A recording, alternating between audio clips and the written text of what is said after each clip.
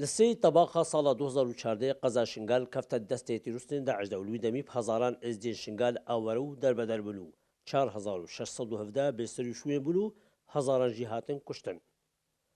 الپازدەی تەباخە ساڵە 2014 گوندێ کۆچۆ کووتکەفتە قوبلەتە قەزا شنگال هاتە کۆم کوشکردن و ئێدی کۆمکوشکردنەیە دەست پێ کرد.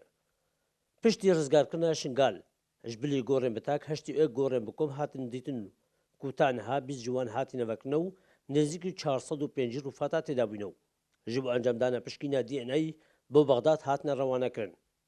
Piştî dumayî hatina piştîna DNA biryara şeşî vê heyvê rûfatên 104 kesa radestî kesûkarên wan bênekirin û li gundê Koço bi rêwirîsm û amadebûna nûnerî UN û hikûmetên Iraqê û Herêmê bêne bin ax kirin û tîmên lêgeriyanê jî berdewam in ku gumat êtekirin hindek gorên din hebin.